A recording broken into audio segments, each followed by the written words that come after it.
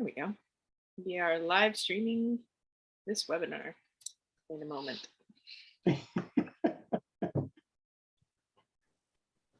There, get a little closer. I rearranged my screens and stuff, so I'm sitting further back. Oh, that's great. I got new glasses. I got glasses for the very first time. And it's quite a little learning curve. You got new glasses, like a new prescription or new glasses? Like the very first prescription other than readers that I've ever had. So okay. So it's got those little what do they call them? Like there's a separate trifocal kind of a thing. Oh, okay. So and how are you finding them? Well, to be honest, when I'm doing astroimages, I got to use my readers. Because as soon as you turn your head a little bit, the stars start going funny shapes, and I don't know what I'm doing to them. So, well, that's something. It's come up in a couple of other talks where I think, we were talking about glasses and astronomy, and looking through a telescope, different things that people can do. Somebody said, I think they told me that they had a hair dryer after I was asking about how to keep your lenses defogged in cold nights. They said they used a hair dryer. Like, I don't know if I can. I guess if I kept it plugged in my house, if I were doing astronomy close to my house, but if I'm out in the field, it's harder to run a hair dryer from my car. Well, there's actually little DC hair dryers you can get. They're rechargeable, and they're about the size of the top. It'll be about the size of a pop can, and it's it works great. And that's what it's for. It's to heat up your optics so you can clean off the dew. Wow, they're hard to find, but they are out there. Yeah. So this is what Subs and Stars is for: learning how to keep off the optics. Right. We do aim to please. So I'll get us started here. So welcome everyone, which isn't too many tonight because it's for one just after Easter, and for two I didn't promote it properly. But we'll be promoting the YouTube video, which is probably where you're watching this now.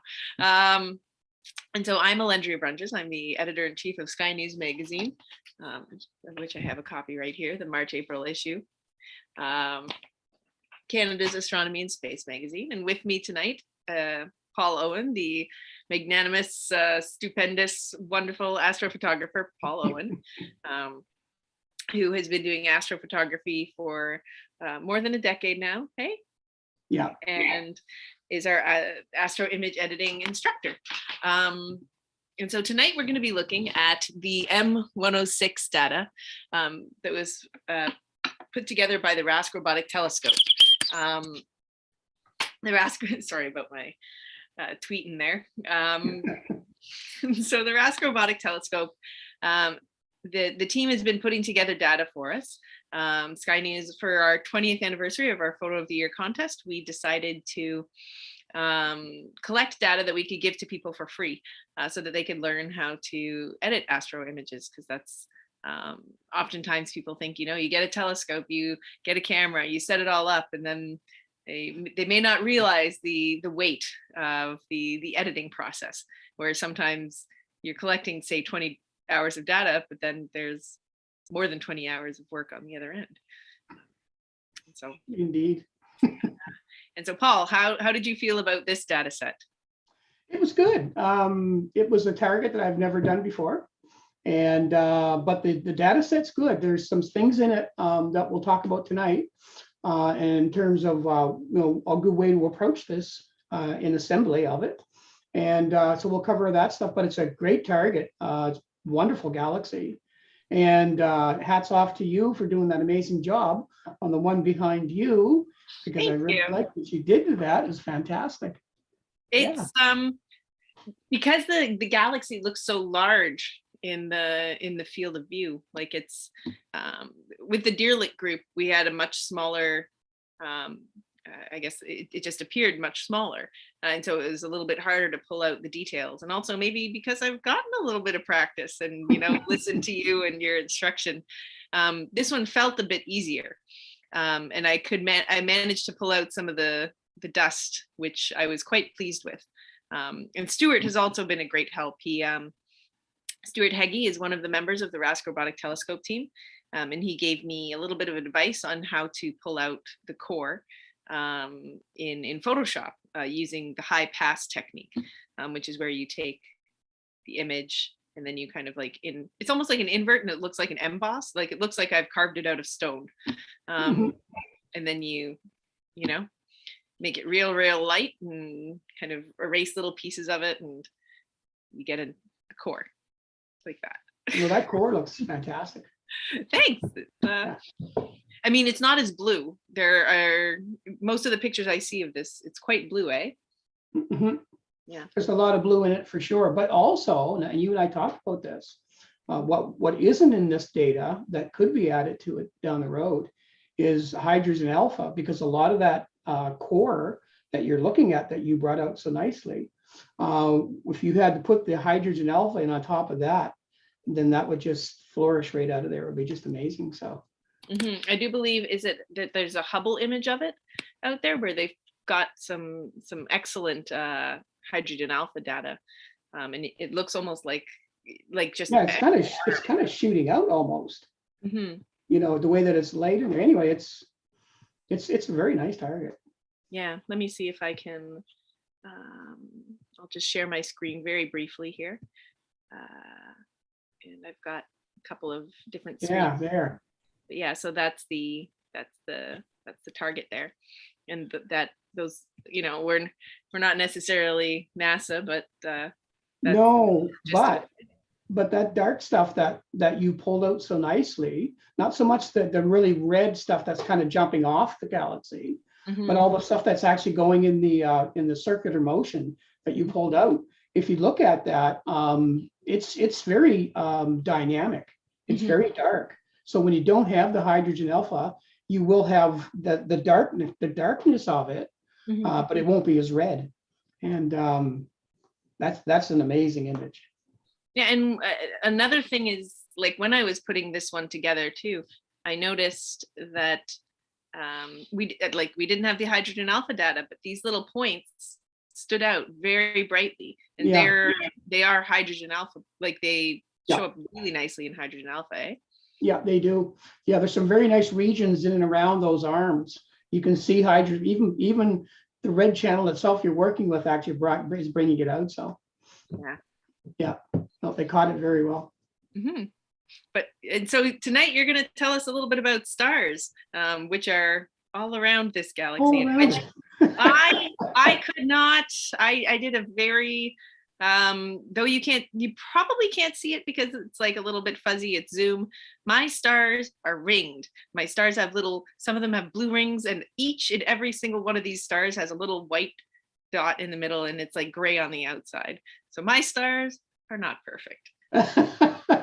You're going to help us learn how to protect them. You know what, though, for the people who are just starting out in this, most of them aren't going to be pixel peeping, because when you start processing images, and of course, you being in your position that you're in, you see so many images, and you have to really kind of, go over them and say, okay, so what makes this image special?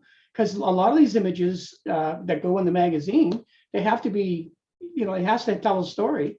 So you get to see so many different astrophotographers versions of the same target, which in itself is quite amazing. So you really train your eye to look. So you're very, like, even when I send you some images every so often, like you're saying, if you, you're right. So your ability to discern a good image is getting really, really good. Oh, thanks.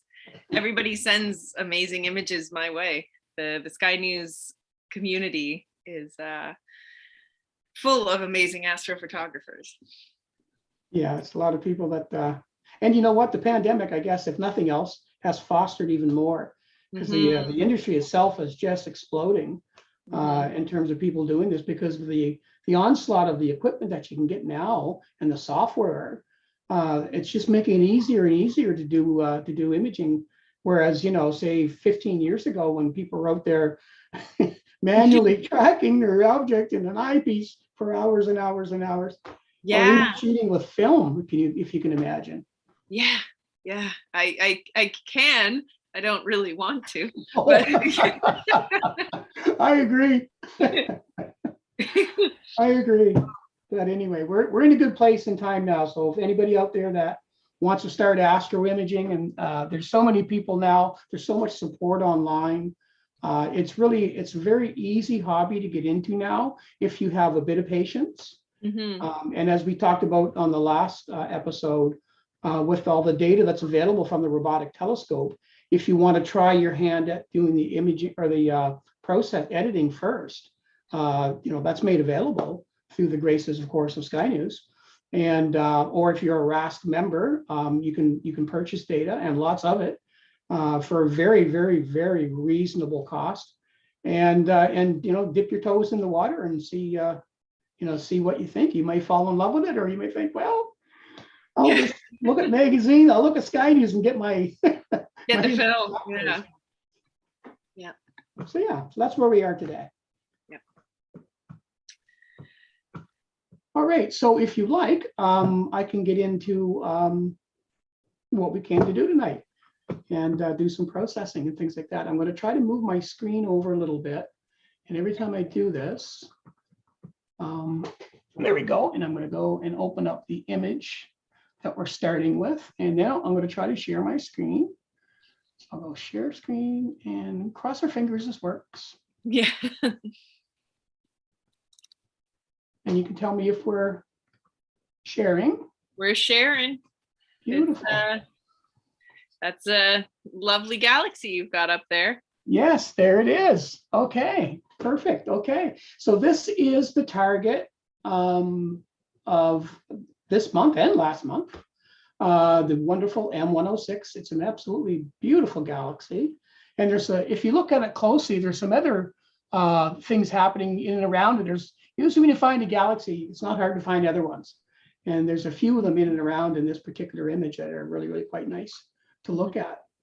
This image that I've got up here right now is up to a certain point. I've already done a lot to it. The reason I've done that is I want it to, I'm going to assemble it from red, blue, and green, because one of the tools in PixInsight that I wanted to show you for those who are not used to using the stretch function on your computer, because sometimes that can take your image and put a really either red cast on it or a green cast on it. And a lot of people in the beginning will get a little panicky with that.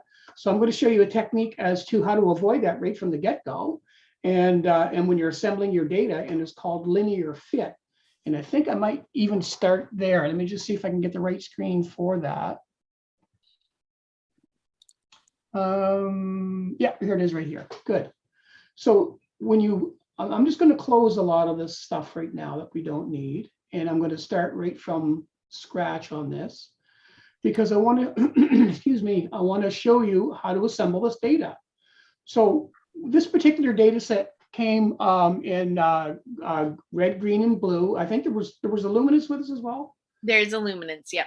Yeah, okay. I didn't pull that out because what I'm going to talk to at this particular part is not, it doesn't have the luminance. This is just about getting the RGB together. Mm-hmm. And typically, correct me if I'm wrong, typically the stars and star data, it's most important to get that RGB data. Absolutely. Yeah. Yeah, no, good point. And that's anytime you see somebody doing an LRGB, which is luminance, red, green, and blue. Mm-hmm. First of all, the luminance channel is the most important one for bringing out the contrast and the details. That's the one that's going to give you your sharpness, your definition, how it's going to look when it's all put together. The red, the green, and the blue are primarily for your colors. And they don't even have to be real sharp when you're done with that. It's when you add the luminance over top that takes on a life of its own. Mm-hmm. But we have to have the color in the stars correct in order to get, a really, really nice image when it's all said and done. That's the reason why we spend so much time collecting that data. So there's a technique for that, which I'm going to show as well a little bit later on. But right now, I just want to kind of show you how to assemble the red, the green, and the blue, put those together, and then get a nice even cast on it. So the first thing that we need to do, Excuse me, I'm gonna just have a little sip of my, a little dry down here tonight. I'll get my coffee out. Okay, so we're going to, excuse me. We're going to assemble this data first, the blue, the red, the blue, and the green. So I'm just going to go to process, all processes, and channel combination, because we need to combine these, because right now these are just in grayscale. So let's take our blue and, oh, let me just clear this off because I've used it for so many tools, so many things today.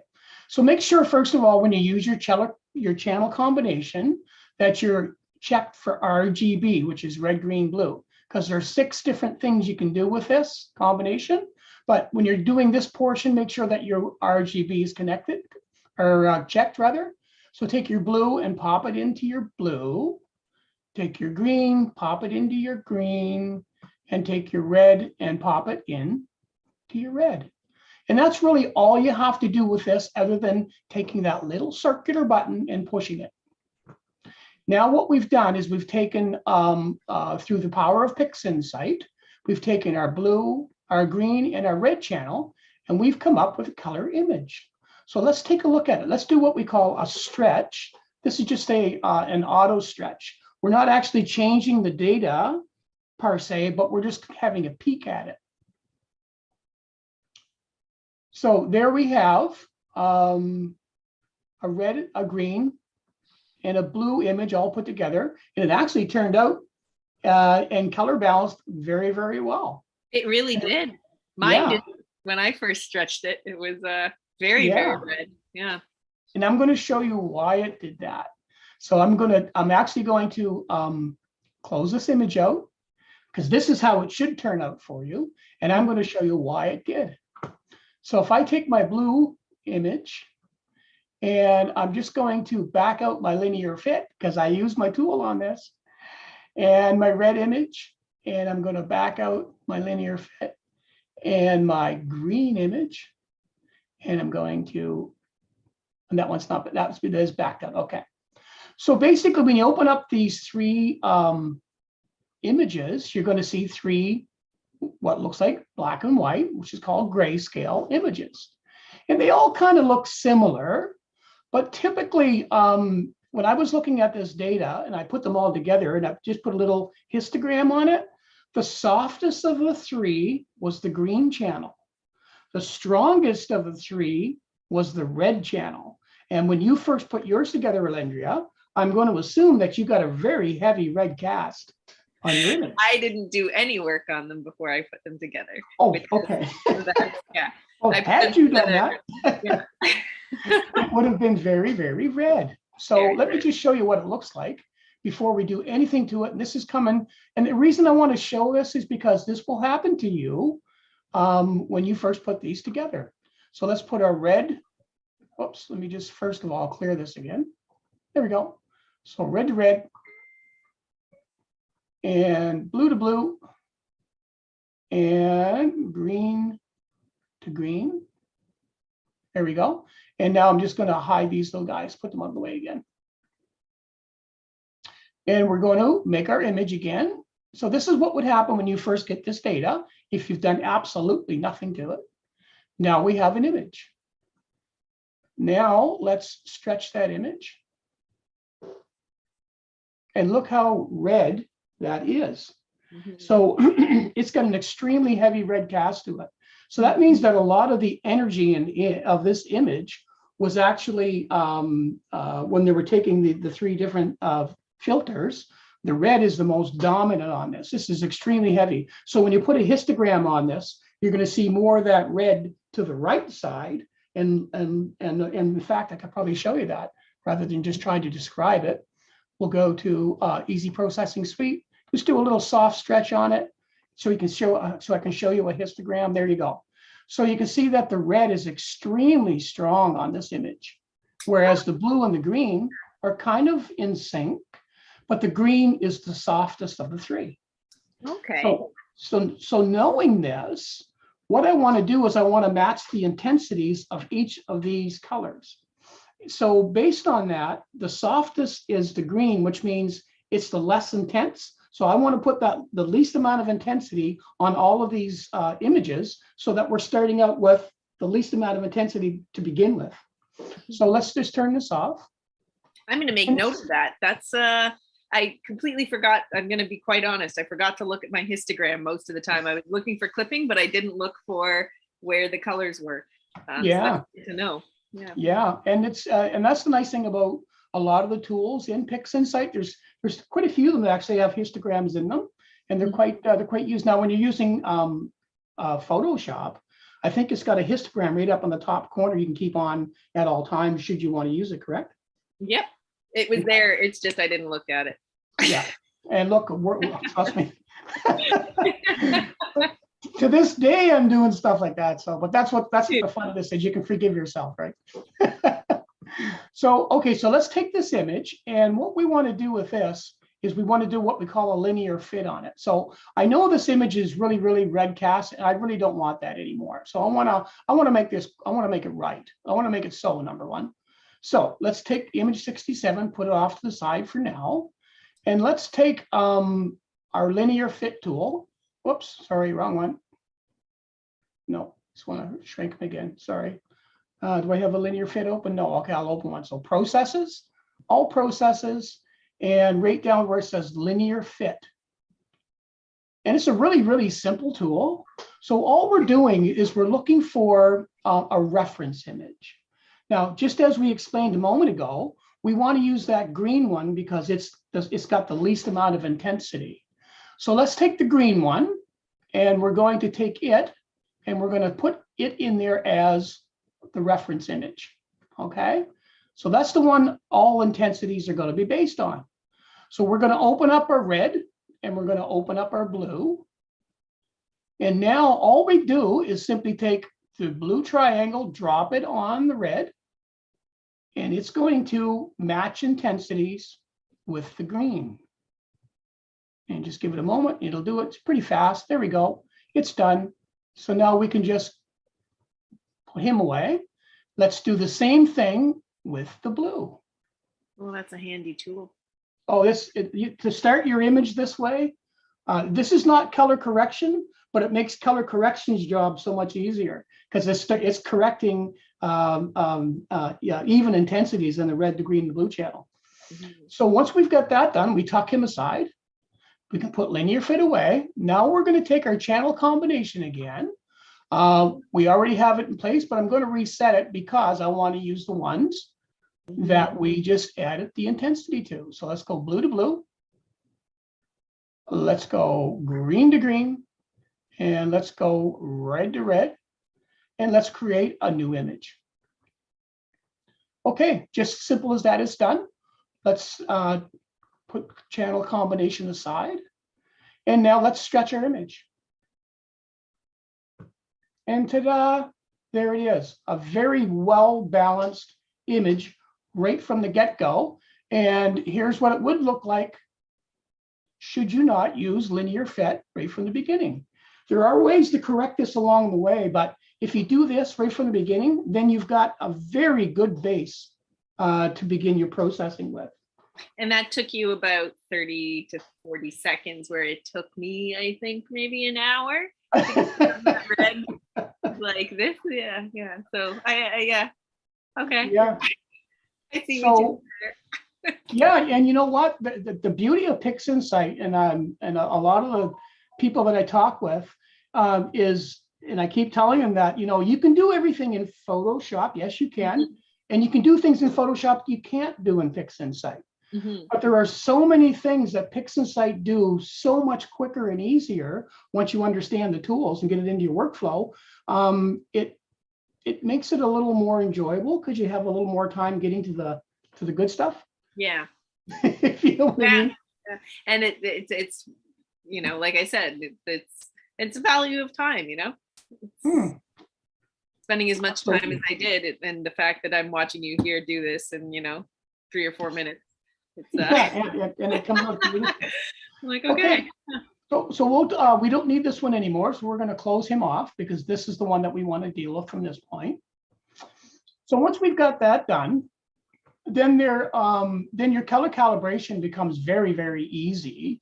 So let's just, before we add color calibration, let's just analyze this again with that same histogram. So we're going to go to script. If you have the easy processing suite, this thing has so many uses. So go to easy soft stretch. I just want to take a look at the histogram and look at it now. Beautiful. It's very, very well balanced, but it might be a little lacking in red. So let's do a color balance. But now we've got such a great image to start with. So with our color balance tool, what we're going to do is open up color calibration. And, and actually that was something that we would do probably after we do DBE, but I've already done DBE to this, so that's fine. So if I want to color calibrate this now, no, I didn't do DBE on this. My apologies. We just took this right from that, right out of the can. But that's okay. I've got a nice looking background. We'll just move into this tool.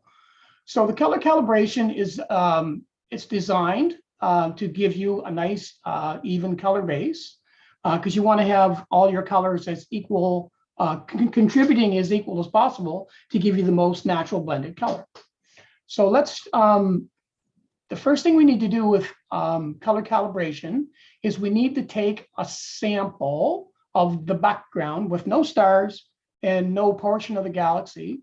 So when you're using PixInsight to take a look at an image, you can spin it with, just take your mouse wheel and spin it towards you, it'll come in, or you can push it away and it'll go out. So when you want to, either make it bigger or smaller, you can use your mouse wheel to do that. So, so I just want to bring it into a part of the sky I know to be a good solid background. That looks like a good spot there. So I'll just go up here and press on my preview box. And then you just simply click and drag and just draw yourself a little box with no stars in it, just what we deem to be a good background, which is right there. So once we've got our background selected, that the image that we're working on is called image 69. I'm pointing this out because when I go to choose my images over here, I've got, like, if you look at my workspace down there, I've got all kinds of images open. I'm going to make sure I get the right one. So I just simply click on this and I look for image 69, which is probably way down here somewhere. Did I miss it? There it is, image 69, and I'm looking for preview 1. So because I want to put my preview in my background reference. So I say okay to it. So there, now it's in the background reference. Now what the background reference is, it's going to be the basis of what it sets the background at. So it's asking you to give it a really good value or a good spot in the image that you deem to be the best representation of the background.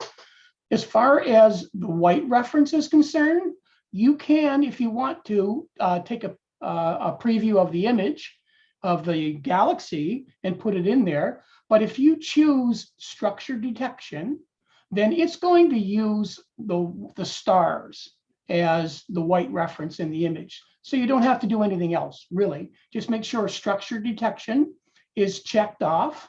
And now you have everything you need. It's going to use the structure detection to make the brightest part of the image. And it's going to take and use the background reference, which is that little preview we did, to set the background up. And that's it. So once you've got that done, just simply drag and drop onto the image. And you can see it added a little bit of red into it.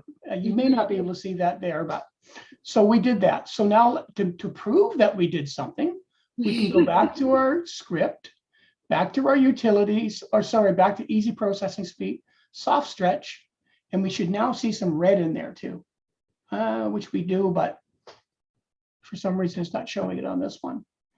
In my demonstration I did earlier today, it showed it, but well, okay. I know it's in there because I can see it. Yeah. Okay, so now the image has been linear fit. The intensities are correct. We did the color calibration. We can go ahead and do background extraction should we want to do that.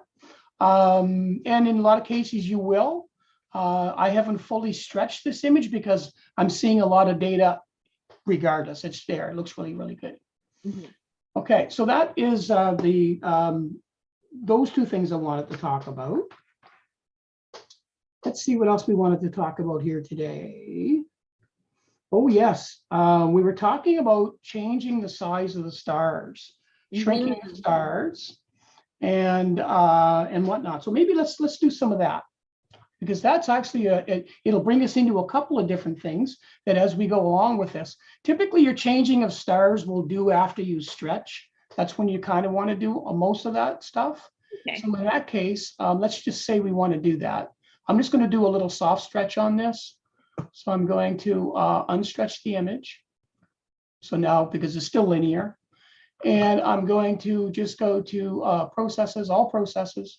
I'm just going to do an STF stretch on it. So that is my screen transfer function. And I'm also going to use, excuse me, my histogram transformation tool, because I need both of them. I'm going to reset that tool, click on this image. There we go. Okay, so I just want a soft stretch on this. I don't want to stretch it too much. So I'm just going to hit the nuke button right down here, that little nuke hitter button, and that will give me a little bit of a stretch on the image, which is kind of where I was. So I'm okay with that. That looks good to me. And so now if I'm okay with that stretch, I'm just going to take the little blue triangle, drop it on the base of the histogram transformation tool.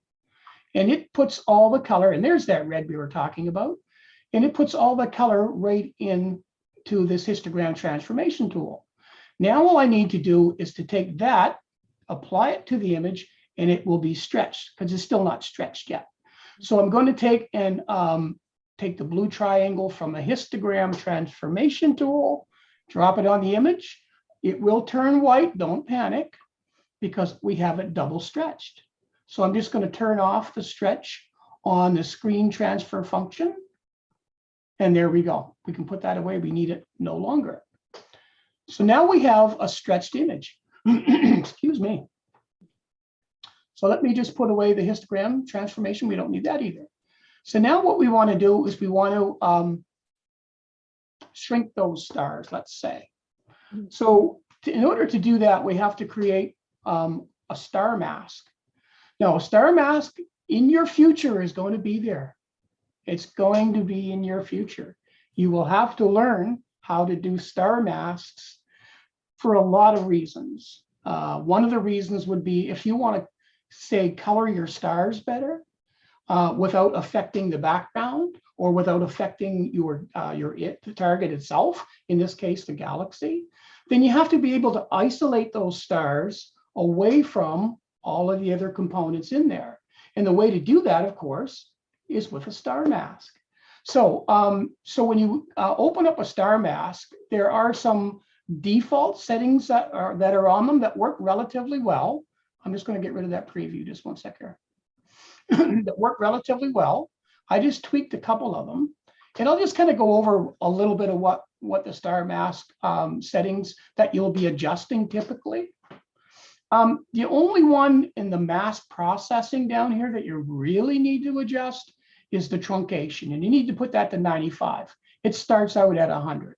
So just put that to 95, and then you're good. The smoothness starts out at 16 for default. Put it down to 12, because if you're too smooth, what'll happen is a lot of the smaller stars won't be picked up. So go to 12, maybe even 10 if you want to. So that would be the only change that you would make there. In your structure growth, you have large scale and small scale. What that is when you actually apply the mask or make the mask, sometimes the big circles that go around the stars are too large.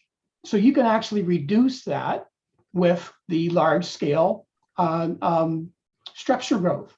So you can either increase it if you need it more, or you can decrease it, and the same for the small scale. So typically 212 is what it comes out of the box at. I'm going to try 202 and see what happens, and I'll explain to you why after. And then up here, of course, the noise threshold starts out at 2.5. I put it to 1.5 because if you hover over any of these, it'll actually tell you what they do. So this one here says noise threshold. Decrease this to include more structures. Increases it to prevent, inclusion of noise. So that's what this is. So you got to keep your noise to a point you don't want noise included, but yet you want to have small stars. So if you put it down around 15 to 25, you should be okay. And I guess that's because sometimes noise and stars, it's kind of, it might be difficult to discern the really, really dim stars, hey, from noise. Absolutely. Absolutely. Yeah, because some of the stars, depending on the scale that you're shooting at, some of the stars are so tiny that, yeah, they're not much bigger than they're actually smaller than a pixel by times. Yeah, so, yeah, very, very dark pixel. Yeah. Absolutely. So, so the other thing that you're going to want it to do is adjust your scale. Now, the scale itself, this is where you can choose the higher the number that you put up there, then the more structures will be are included in there. So if I go to scale, it says number of wavelet layers. That's what you use. This is how many layer wavelets that you're using to increase the scale to include larger structures in the generated star mask. So if you're getting all the medium and small stars, but you're not getting the bigger ones, then increase this scale, and that should give you what you need. So I'm going to try it just the way I have it set here, and let's see what kind of a mask we get. Because once you get it set, just drag it and drop it, and PixInsight will do all the heavy lifting for you. It doesn't take very long if your computer is, if you get a fair bit of memory in your computer, it goes pretty fast. I'm at almost 70% already, so it's pretty fast. And she should be done here in just a few centons. It's always the last couple of numbers that it. Yeah, it's like we're almost there, almost there. I'll slow down. Okay, 99%. Okay. So I did pick up some of the noise in that mask. So what I need to do then is increase this number. I'm going to put that to 25. And then I'm going to try that. So like if you want to redo it, it's just a matter of closing the mask and then reapply. Yeah. Yeah. Okay. So all I'm going to do is I'm going to say, you know what, I'm going to reject this mask. If I wanted to keep it, I can make adjustments on it. And when I do another part, I'll show you that in a minute. But let's just get rid of that one. Let's just try one more. And yeah, let's just see what happens with this adjustment.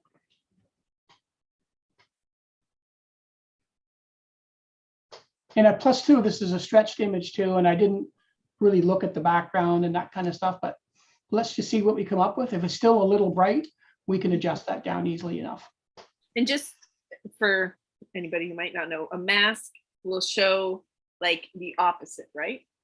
So it's like almost like a mask is like a mask. Like it's got little cutouts of where the stars would be, which is where the white spots are, right? Yep.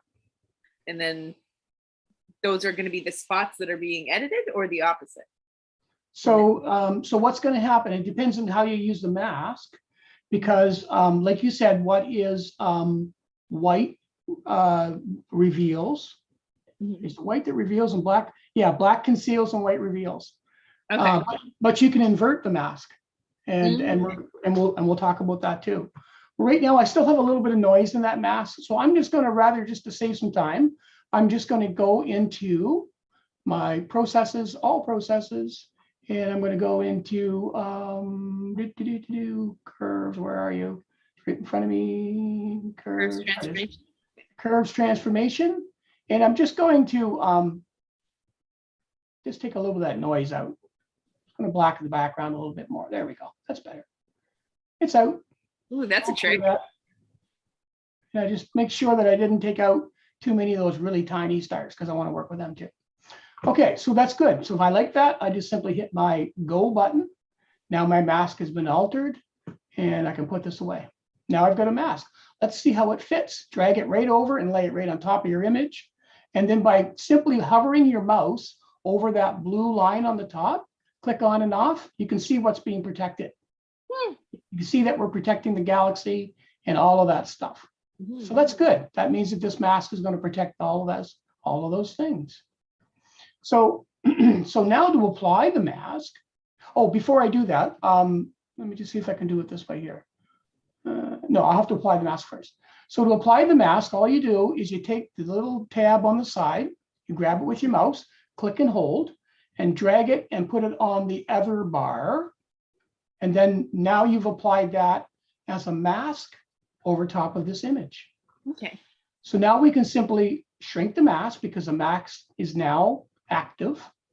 And what it's doing, just like you said, Allendria, if I take and turn the mask, invert it, anything that is red is being protected. Anything that is not red is going to be adjusted with whatever I happen to do. So when you have a mask on and you're not sure if it's inverted or not, over here, there's a little button that allows you to turn the mask off and on. Okay. So make sure you turn it on and see some red. Yep. And then right over here is the inversion button, which allows you to either protect the stars or protect everything else and leave the stars open. Well, that's so easy. Yeah. So whatever is in white is going to be adjusted. Whatever is in red is going to be protected. Okay. So now that I know that, and I want to look at the overall image, I don't want to see that red. However, I don't want to turn the mask off because I need it. So if I just simply go up to here, and you'll see that this is called show and hide mask. You can either hit Control K on your computer or just press this button. So my mask is still there and it's still active because my little tab over here is still brown. And because it's brown, I know my mask is there. So I feel good about this. So now we're going to use a tool called Morphological Transformation.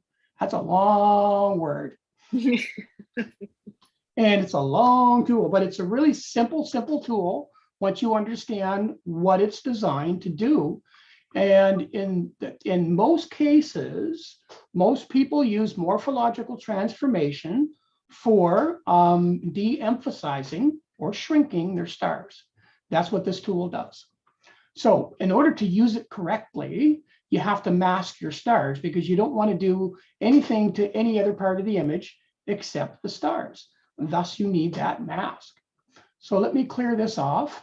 And I want to explain to you the benefits of the morphological transformation tool because it will also help you with your masks.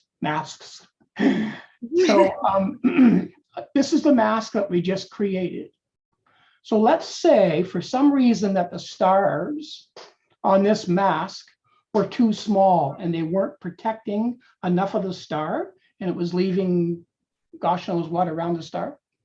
I can actually increase the size of these stars with this morphological transformation tool. All I have to do is on the top where it says morphological filter and operator, when I press that drop down button, there are a number of different things we can do. The things that we're going to do in here 99.9% of the time are going to either be erosion, which would be minimizing, which is what you would use in Photoshop to shrink your star. Okay. Or you could use, I can't remember the other one, but it's maximize. So what minimize does, or erosion, it shrinks things. And what dilation does, just like your people when it gets dark, it makes things bigger, it expands. What morphological selection does, it's a combination of the two. So those are the three things we're going to typically use from this tool. But if I'm dealing with a star mask, I either want to erode or I want to dilate those stars. Let's say they're too small. I'm going to choose dilation. Once I've chosen the dilation, the only thing I really have to adjust on it is how much of it do I want? Do I want 0% or do I want 100%? And at the same time, I have my structure elements to work with. What the structure elements are, they're like a little tiny mask that goes around the stars. And you choose how many elements do you want that star to be. The actual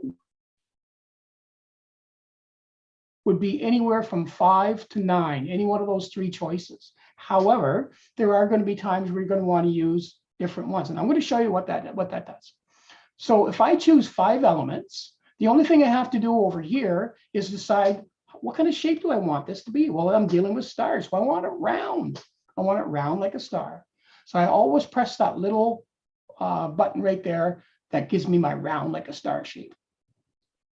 Once I've got that, this tells me that I'm using, the size is 5 and I'm using 25 elements. So basically it's 5 wide by 5 deep. It gives me 25 elements. That's what I'm using.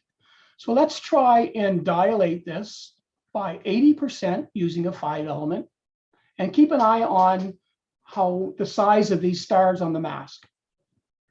Now they just got bigger. You may not have seen that. So let me see if I can, there. Yeah, it was more noticeable, I think, in like the very, very dim ones.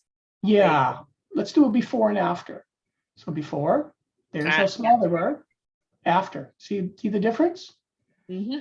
But that's only 5 elements, and we haven't gone real heavy with it. Mm-hmm. Let's go to 9 elements, and let's hit our circle because we want a round star, and let's go 100%. Now let's apply that and see what we get. Oh my goodness. See how much larger that got? Yep. The little ones too? Yeah. Everything just got quite a bit larger. So if you're in a situation where you need to bring out the size of your masked stars, then that's what you can use dilation. And the opposite comes true for erosion. Erosion does the exact opposite, makes it smaller. So that's basically what I want to show you on those two things.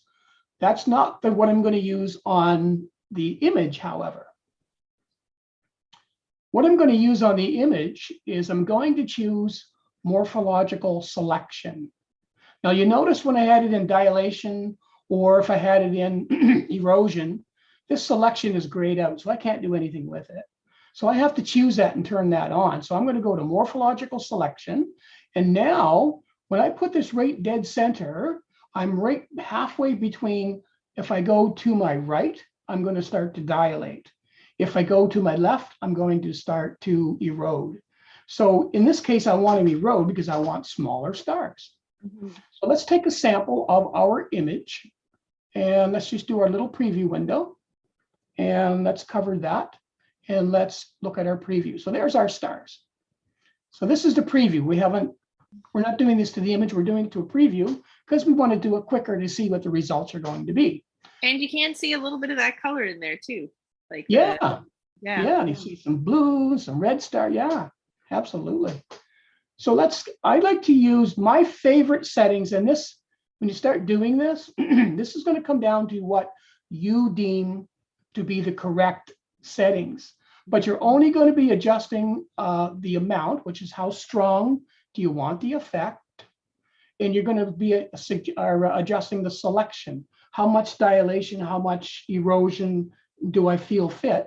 And then once you've got that decided, then you can decide the amount of element sizes. And that's how it'll actually start to soften the edges of the stars a bit. The more they add that elements in, the more you increase the elements. So let's go ahead and make an adjustment to our stars now that we've made those selections. Let's see what happens. Oh my goodness, look at that. Look how we've de-emphasized those stars. Mm-hmm.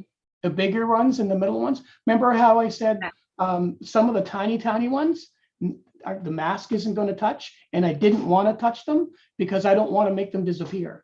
Those ones are fine. They're not in the way, and they're not taking away from our eyes looking at the structure. Mm-hmm. But the other ones are. And that's all in how you build your mask.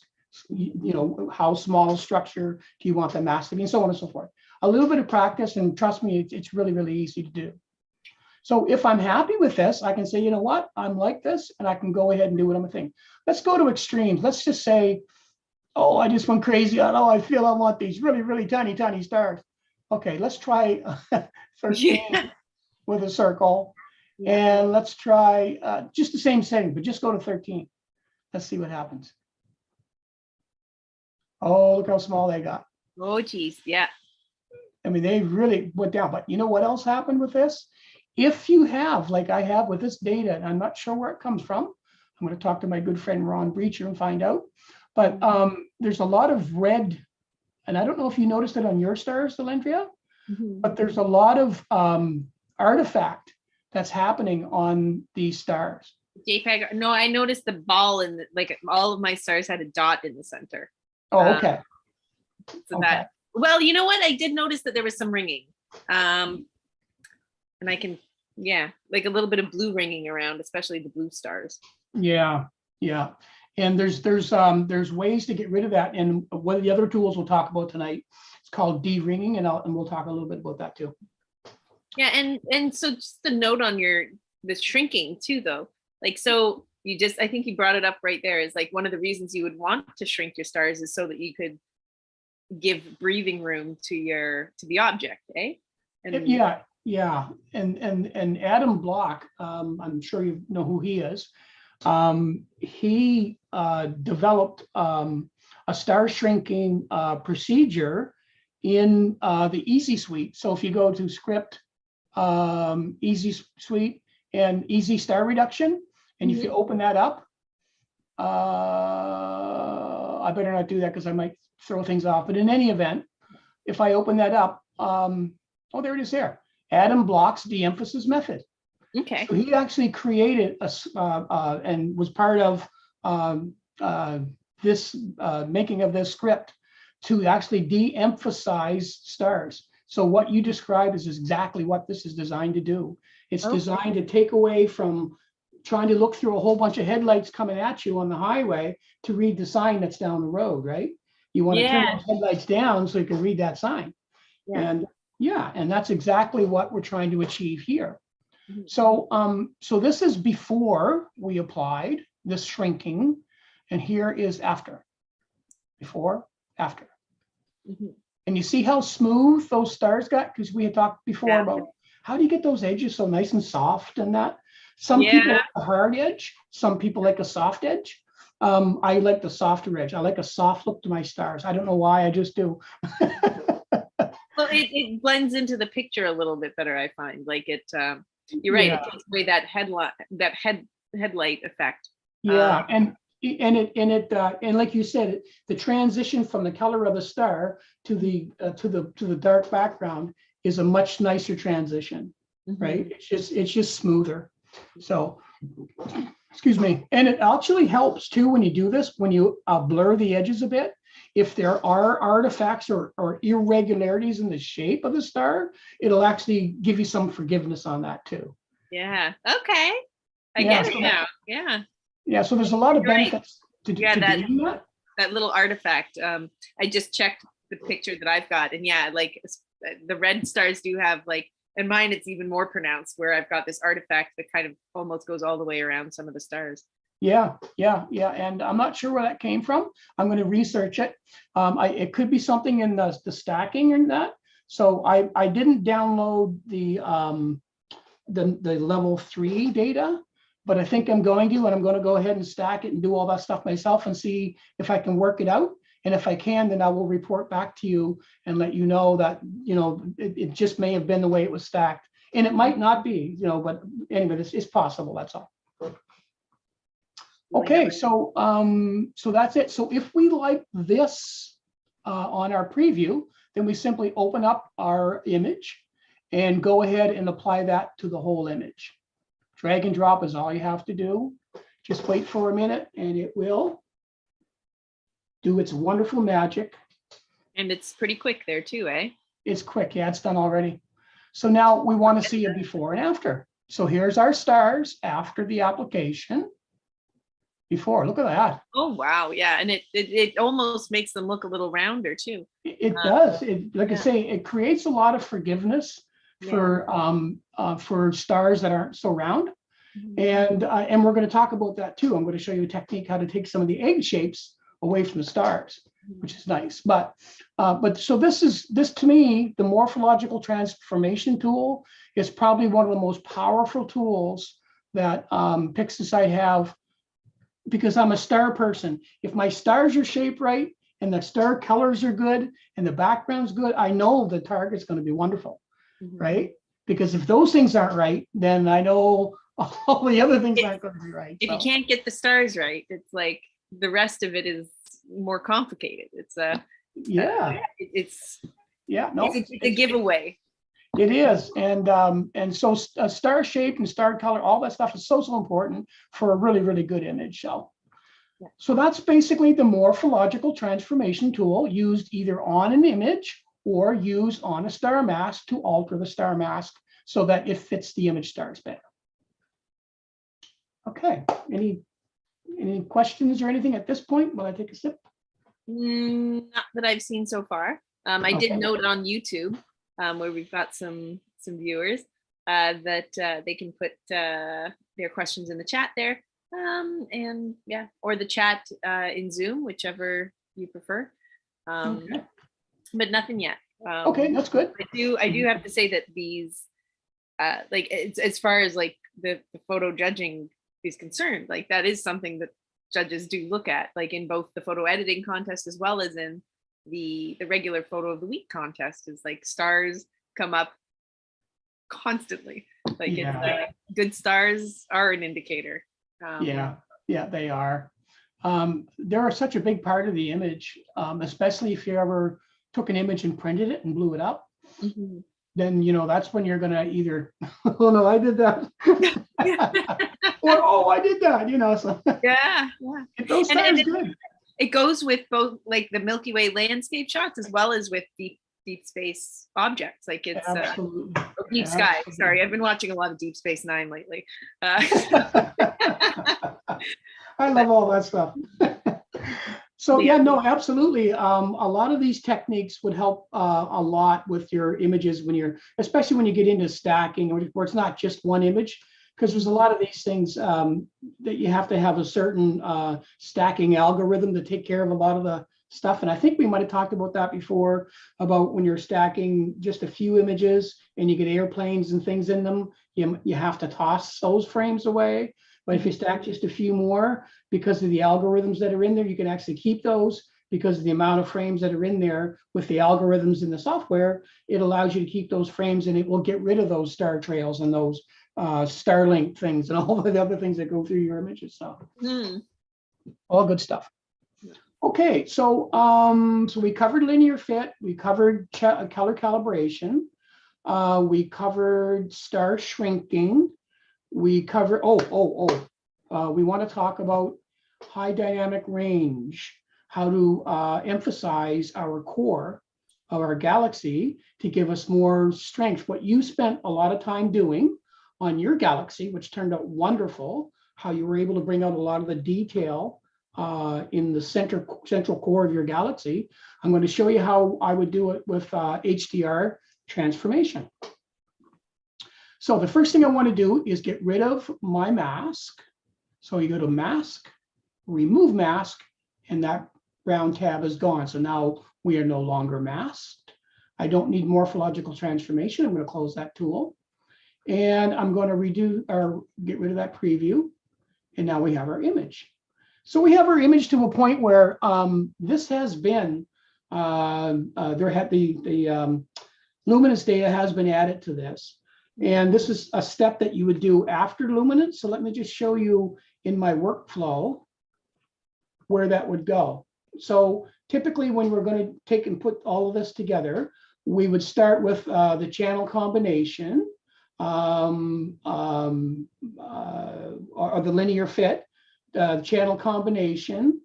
Then we would do a dynamic crop if we have any stacking artifacts we need to get rid of, because we want those black edges all gone. Then we do a dynamic background extraction, which is going to neutralize your background and take care of any gradients and vignettes and things like that. And then we would do color calibration, which we showed how to do that after we did our linear fit and how easy that was. And then we would do, if we're doing luminance, we would do deconvolution on the luminance. We wouldn't do it on the color. We would just do it on the luminance. So again, we're dealing with just the color data tonight. So then we would do our noise reduction, because we want to get all those, all that fuzzy stuff in the background off there. And there seems to be quite a bit. Yeah, but this is all getting it before you turn it to nonlinear. This is everything that you do in the linear state. Okay. And this is the stage where we're taking things away. We're taking color casts away. We're taking noise out of it. We're taking and trying to revive some of that resolution that we lost coming through space to our telescopes. So this is where we're taking all that garbage out, so that when we start adding stuff in, we're adding it over a really good foundation. It's like when you build a house, you put the foundation in first. If it's a solid foundation, every corner is square and it just goes up from there, right? So we would do that to the point where we would take our stretch it. Now we're nonlinear, and then we would add our luminance once we did all the same things to the luminance. And then when we got those combined, then we'll do our HDR multi-scale transfer. And that's pretty much where we are here. I went a little further on the stars, but it's not going to affect what I'm going to show you now. So let's open up our HDR multi-scale transform tool. This is a really powerful tool. If you're doing the Andromeda Galaxy, if you're doing the Orion Nebula, if you're doing anything that's got a super bright core that you're having a hard time taming, HDR multi-scale is your best friend for these kind of things. This particular target doesn't have an overly bright core, but I'm going to use it as an example to show you how this tool works. So before we use the tool, we have to do what, Allendria? What's that thing we have to learn how to do no matter what? Sorry, I muted myself there. Preview box? Or is it the stars? It's the star mask. We have to make a mask, but not a star mask. This time, This time we're going to make a mask to take everything out of the image and protect everything in the image except for that core of that galaxy.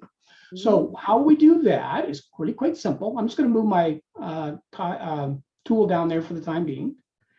And we're going to go to processes, all processes, and we're going to go to our range selection tool. So what the range selection tool is, it's another masking device, but how it works, it will actually concentrate on the larger structures. So to set this one up, it's really, really, really simple. The first thing we need to do is make sure that our invert is checked. Because if we don't invert, and I'll show you the reason why in a minute, it's harder to look at the mask and judge it, that's all. So the first thing we need to do is click on our image, because that's the one we want to make the mask for. And then we just simply do a preview. So this is the preview that we're looking at right now. This is a preview of our mask, the way that it's set up. Typically, it wouldn't look like that. Typically, it would look like that. It's like, oh my gosh, I don't see anything. It's black. Yeah, we got to make some adjustments. So the first thing we need to do is we need to decide how much of this galaxy do I want to adjust? How much is truly in that area of high dynamic range? And I think you would agree that it's pretty much the core. Yeah, and it's pretty well defined too, eh? Like you've got a pretty solid circle there that's. Yeah. So it's really quite an easy one to make a mask for. So the first thing we're going to do is we're going to go to our top two sliders. 99% of the time, you're not going to use the top one at all. You're just going to use this one here, the second one. Start bringing it back towards the left. And like you said, Allendria, you can magically find, let me take my smoothness off because that won't be that smooth. It'll look more like this. It's going to look like this when you first start to open it up. Yeah. But once you define, like you see those two stars right there? Yep. On the map? there they are. Yeah. Those two stars. Well, I don't want to do any dynamic range to those. So I'm going to leave those outside of the mask. I just want to work on that core and maybe a little bit of this side here, because we know that there's some nice dark nebulous lanes or dark dust lanes. Yeah. Here. So I might expand it just a little bit to cover those. This little part that you're seeing sticking out here looks like a little tail on the guy. That's actually just before these two stars. So when you start looking at your image and you start looking at this, you can pretty well see, okay, do I want to affect that? Yes, because that's part of that dark dust lane I want to pull out. So I'm just going to make that just a little bit bigger. There. I think I'm okay with that. Now, the only thing is oh my gosh, look at all the other things that are going to be adjusted. We don't want those, do we? No, we don't. All we want is even that galaxy that's up here may have some detail in it. If it does, let's give it some dynamic range. But the smoothness factor is the one that's going to take and push away all the small details. See how that's disappearing? Yep. Almost gone, gone. And at the same time, it's also feathering the edge Yeah. of my mask. Yeah. So I have a very smooth transition from affected to non-affected area. And So that's something in Photoshop, I use the smoothness in the, like I said, with my history brush, when I was kind of like, I would do a big change, I would then go back and use like a very smooth history brush to kind of like adjust. And then feathering, the feathering, like if I had to, feathering becomes really important too. So yeah, it's really important when you're dealing with colors, when you're trying to adjust colors. When you have another color over close to another color or over top of another color.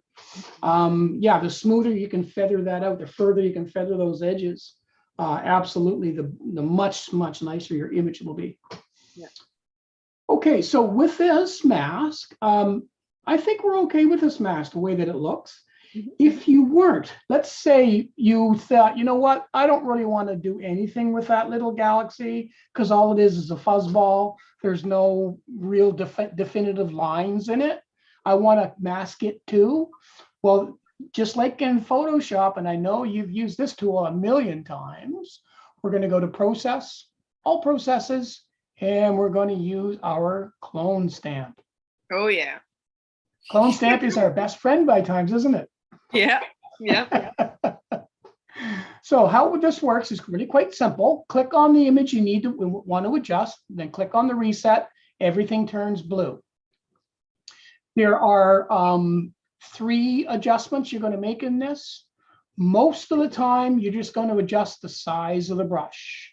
The softness at 50 and the opacity at 100 work very well, unless you're working in an area where we are trying to define specific colors and ranges, then you might want to back off in your opacity to make it a little smoother transition so you don't see this dark and light area. So, but that, in the case when we're dealing with a mask, we want 100%.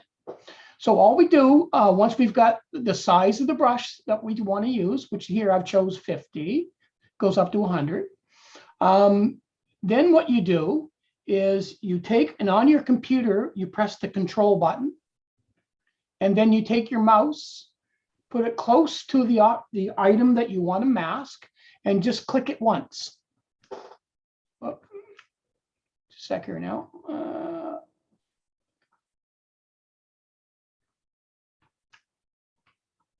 Why isn't it working for me? Whoops, fumble. Okay. Doing good to this point, eh? It happens. It happens. It happens. So this is just if I were giving some sort of a Photoshop instructional, it would just be a lot of undo buttons. Here we go. Okay, I'm not sure why that happened. Maybe it's because of where it's positioned, perhaps. Let's see. Let's just reset it. But if for some reason it's not working for me at all, I might have too much Looks stuff. Like it's kind of highlighting it, eh? Yeah, that's all I want it to do. Oops. Yeah, for some reason this is not working very well on my mask. I lost my mask for some reason. There it is. There's the image. That. And I don't know where my mask went. Okay, well, that's easy enough to do. Me and my question. Review, and I'll do range mask again. I can use that one. Okay. Yeah, we'll just use that one for the same example. Okay, let's just see if I can get my clone stamp tool to work. I know it's something very simple that I'm not doing, and I don't know what it is. Selecting, it says it's selecting target point. Yeah, I'm supposed to select the target point. That's what I'm doing here, right? But my control key doesn't seem to work. Oh my goodness, this is crazy. Let's just turn it off and try it again. Process, all processes, clone stamp. There we are. Let me just shrink that image for the time being. Bring this one over. This is the image I want to work on. Okay. Is it a left click or a right click usually? It's no, it's a, there it is. Okay. Okay.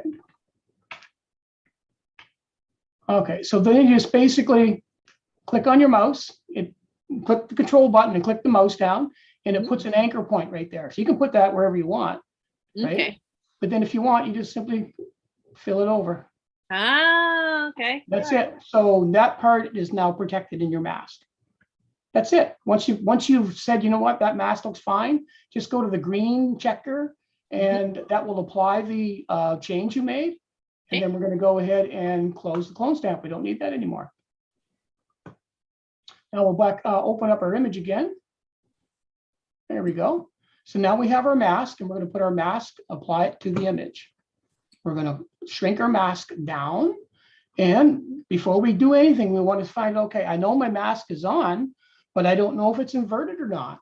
Let's find out. Let's turn it on.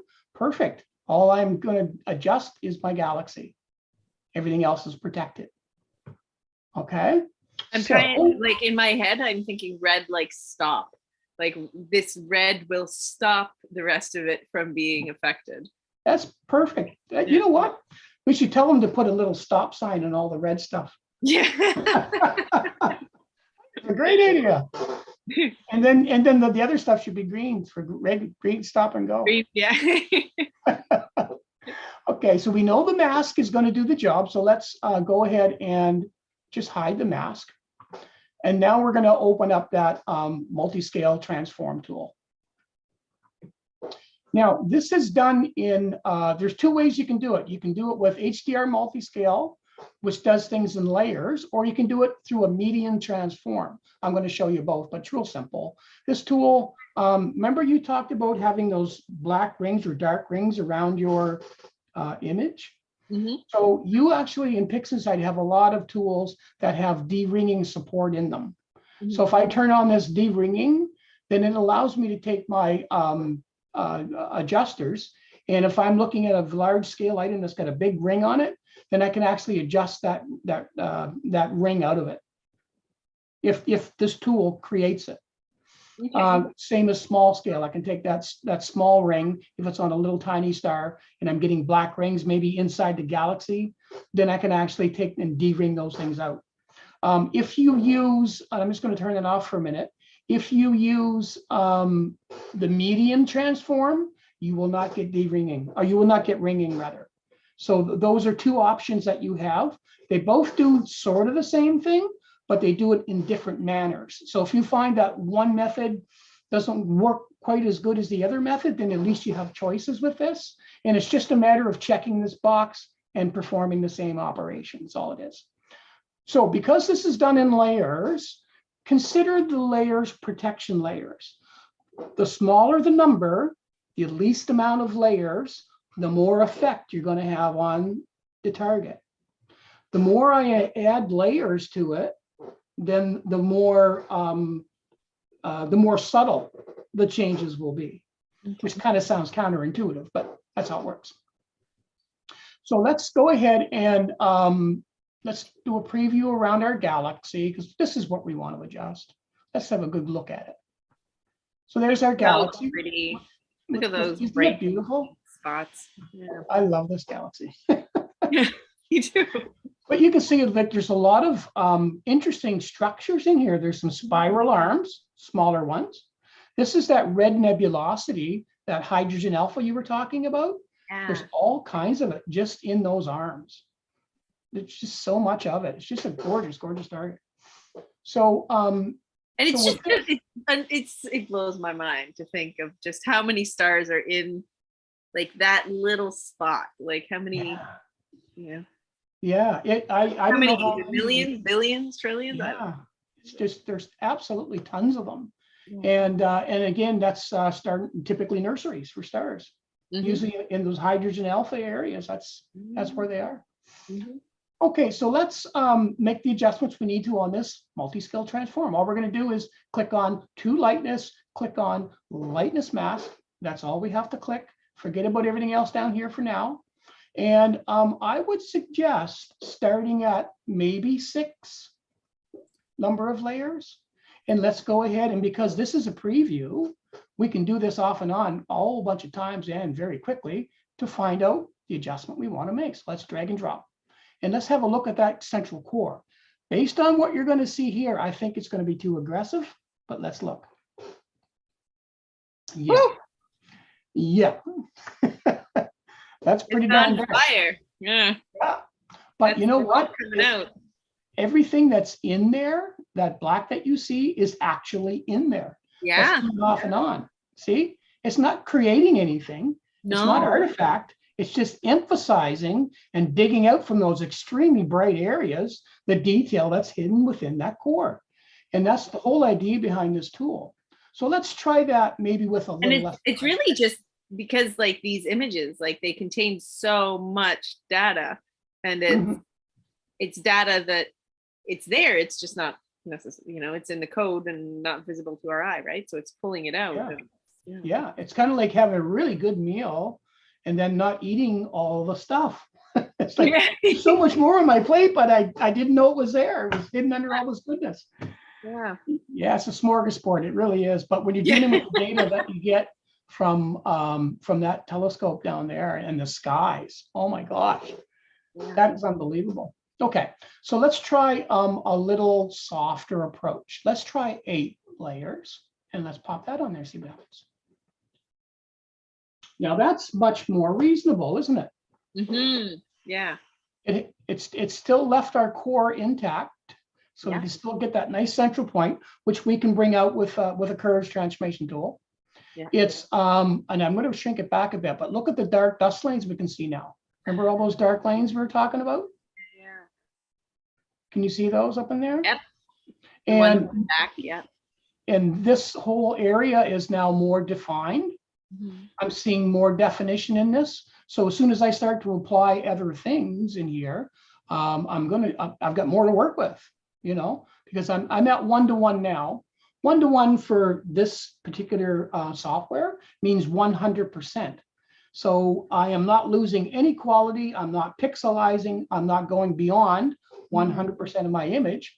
But this is where pixel peeping takes place. Yeah. This is where, if I can see where it, Allendria comes with the magnifying glass. Yeah. Yeah. If I can make it good at this scale, I'm looking at it on the internet, it's going to look glorious. And that little hydrogen alpha there to the right, and all that little blue spotting there. Oh, that's good. I like that. Yeah, and there's a whole bunch more of it here. Yeah. And you go up, whoops. There we go. And you go up and you can see more of it. And over here is a whole bunch more of that hydrogen alpha stuff up in here. Yeah. There's just, my galaxies are amazing. So, so if we like that, that's fine. But just before we say, okay, you know what, I'm okay with this adjustment, let's try that median transform just for fun. We'll leave it at 8 and let's see what happens if we used this method. So let's see what goes on.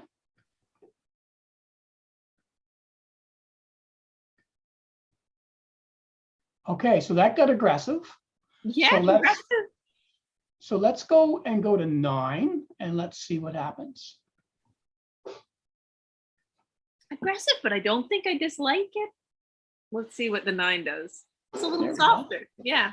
It got softer, didn't it? Yeah. So let's take a look at it a little closer as we do a before and after. Yeah. So here's our before. Here's our after. Yeah.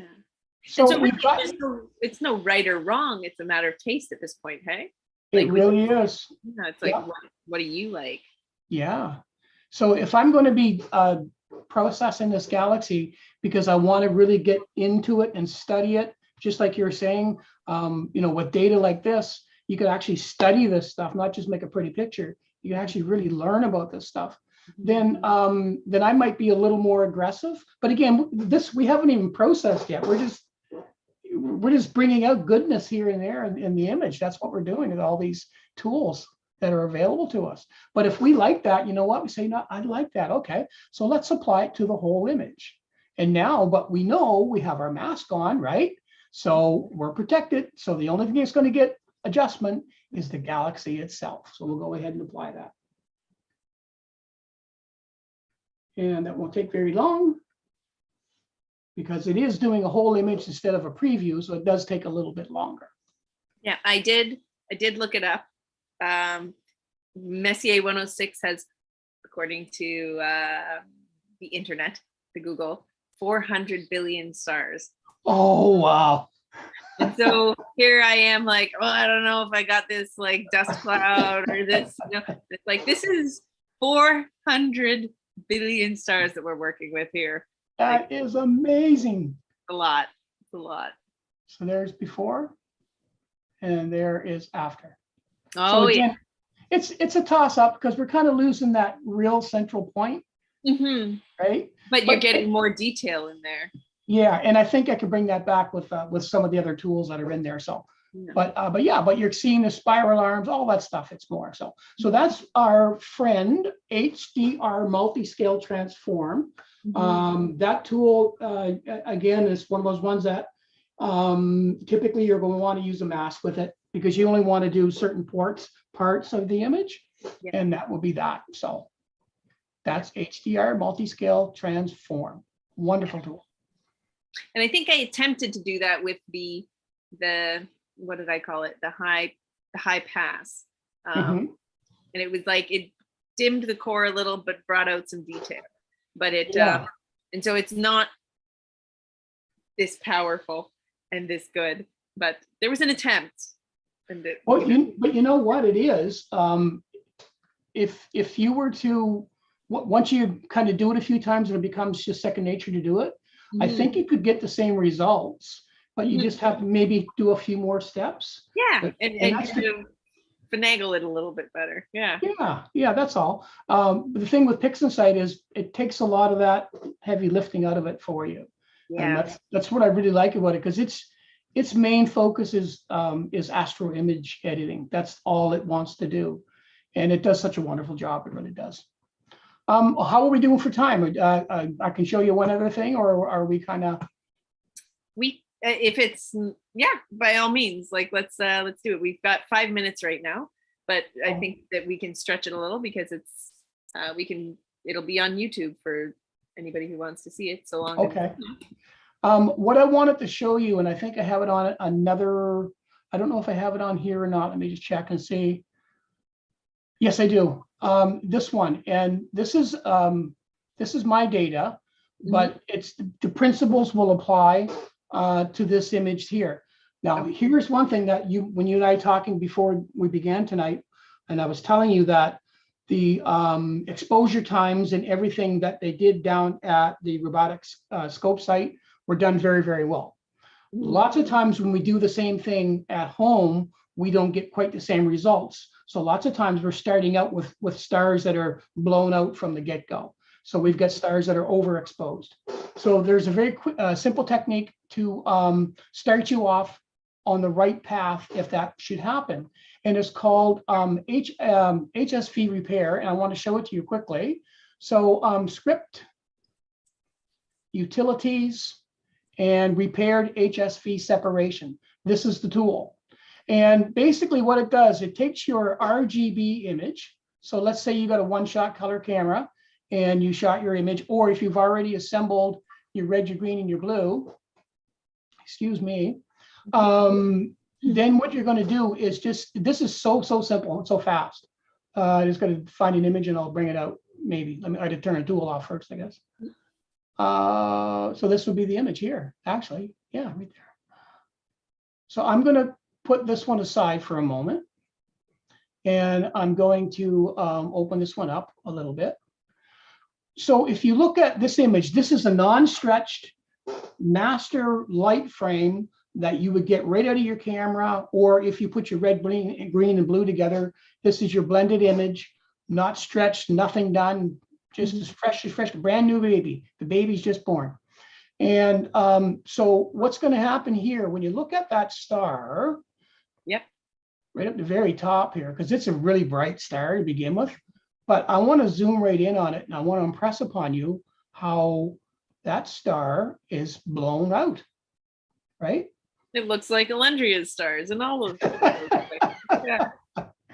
So we don't want that, and we want all the stars that do have color to have the correct color in them. Right. So there's this technique that we do called HSV repair, and it's really quite simple. So you take your image like this. Let me just shrink it down a little bit, create more room in our desktop. You take your image, you don't do anything to it. You leave it, you don't even stretch it. You just leave it like this. And then you're going to open up that tool. So you go to Script and Utilities and repaired HSV separation. And all you're going to do is make sure that you check V, no repairs. That's all you're going to do. You're going to simply hit OK. And it's going to give you back 4 images. And let's just take a moment to do.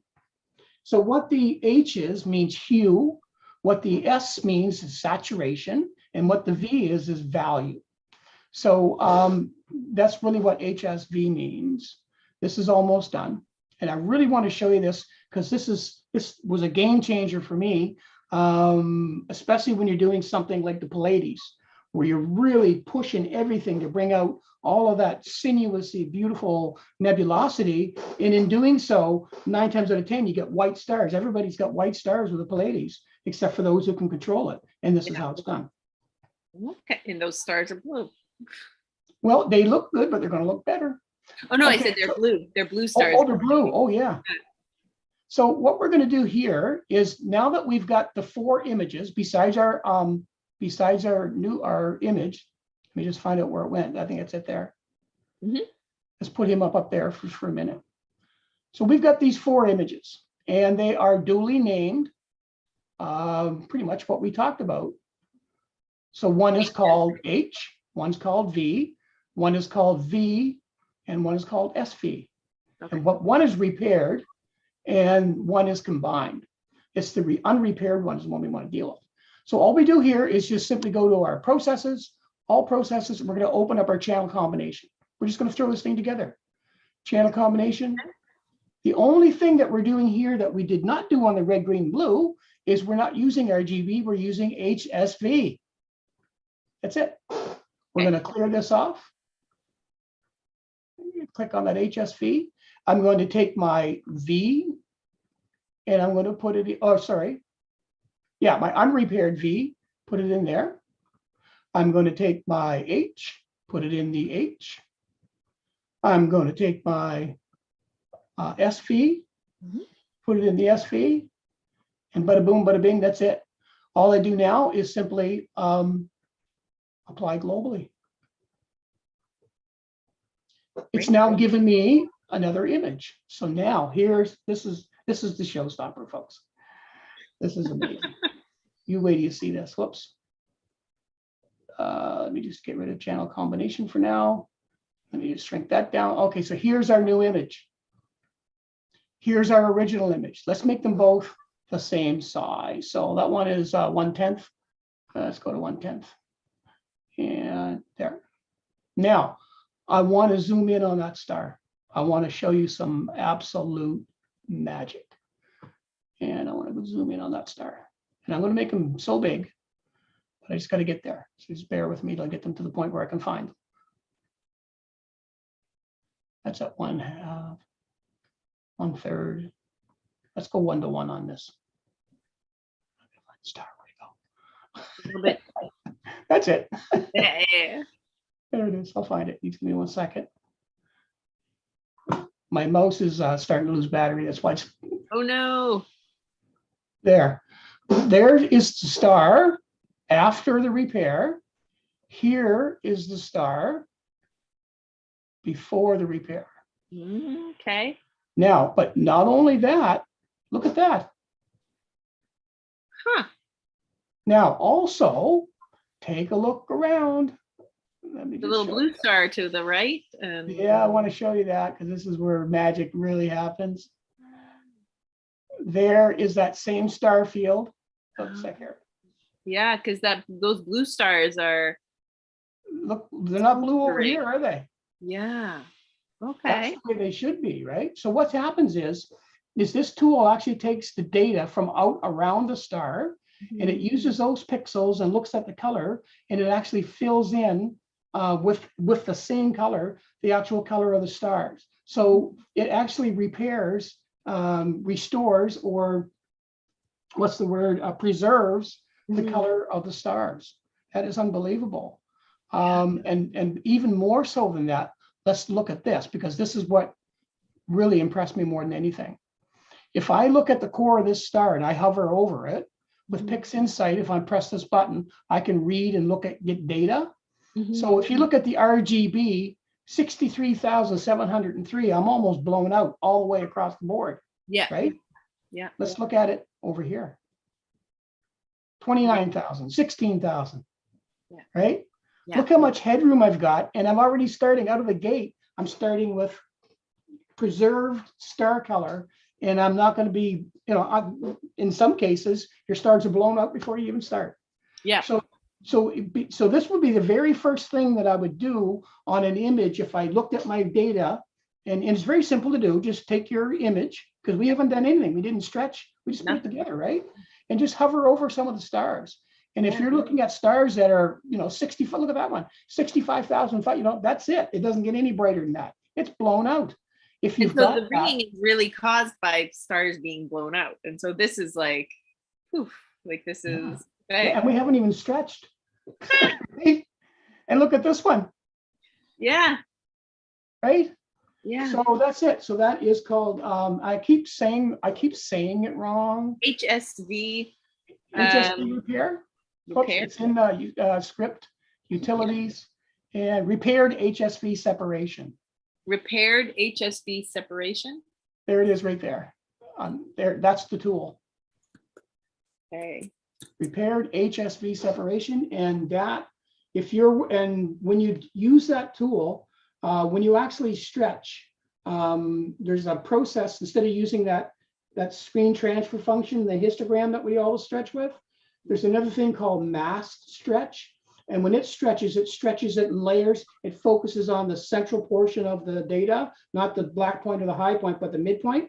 And it just kind of adds masks with each stretch, and it gives it a much more gentle stretch. And it also preserves the colors. It makes your image a little flatter, but that's okay. At the very end, you can saturate it if you want to, because you get so much to work with, right?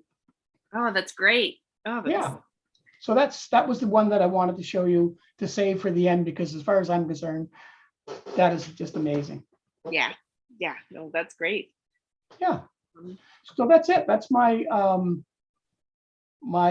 tools that I wanted to show tonight, and I wanted to go through them in depth because I'm just trying to find a stop share. There we go. Because when you're using these tools, it can be very frustrating if someone says, well, just press this, press that, set this, and you go. Most people who are starting out would be very frustrated with that in no time, because there's really no instruction to that. So hopefully tonight, by taking the time that we did and showing the benefit of all the things that we talked about tonight, it will help those out there, who are using PixInsight, that really want to, to expand what they can do with it, feel better about it. And for those who maybe are thinking about PixInsight because it's not free, it might give them that little push that they need to say, you know what, that is a good tool. So. Yeah, and I have to say, like, because my computer is not the top of the line. It's bordering along like 5 gigs of extra space at any given time. Like, I'm using Photoshop. It doesn't even open Photoshop sometimes. It tells me that my scratch disks are full. Like, I find it so useful to kind of like just know what's there, and it's I can try to mimic it in Photoshop, but also at the same time knowing that it's possible. Like, I can make this star, this ringed star, I could make it better. I could make that investment. Like, that's that's really, it's worth its weight in gold. It really is. Yeah. I can't say enough about it. There was another point I was going to make and I forgot. Anyway. It's okay, but yeah, I just thank you so much for the tour tonight, the tour around PixInsight and how to improve stars. Because ringed stars have I'm glad to also just like let people know, like the ringed stars can be fixed, because this is like I said, when we're judging, like, this is something that is taken into account, and we discuss it a lot in all of the judging circles that I've talked to. So yeah, I think it's important. Stars, we can unring them. We can bring the natural colors back into them and let them shine. Let them shine. So next, I'm not going to give up what's coming next for the next targets, but a lot of these techniques that we showed tonight will be very important for the next targets. Next targets, yeah. There's the hint for it, eh? Yeah, knowing how to work with stars, definitely a valuable skill. Indeed. Over the next couple of days. And so yeah, again, thank you so much, Paul. This was fantastic. Any parting words before we shut down for the evening? No, other than just about the RASC data. Keep in mind, because you were just talking about computers, how much space it takes. That's the other advantage of getting that data from RASC. If you've never done it and you don't have a computer that you have to update, you don't have to carry tons and tons and tons of space, because all of that is done. You just have the master frames. So it takes virtually no space on your computer to go ahead and play with that stuff. So yep. And you can download them too as you want to work on the project too, right? Like, so you don't necessarily have to keep like 2 or 3, like if you're getting your own data, you might have a bunch of projects on the go, whereas with the RASC data, you're downloading full packages that you can work with and then put it away. Download another full package, work with it, put it away, which is what I have to do with my spare 5 gigs. Yeah, well, that's the thing. The memory is so inexpensive now to buy, a 2 terabyte drive. It's so inexpensive, and that's all you'd ever need for your space stuff. So yeah, exactly. Yeah. So again, thank you so much. It's wonderful. And I wish everybody else out there a great night, clear skies, and we will see you for the final installation of Subs and Stars next month, and where we'll work on our final target. Yeah. I can't wait. All right. Have a great night.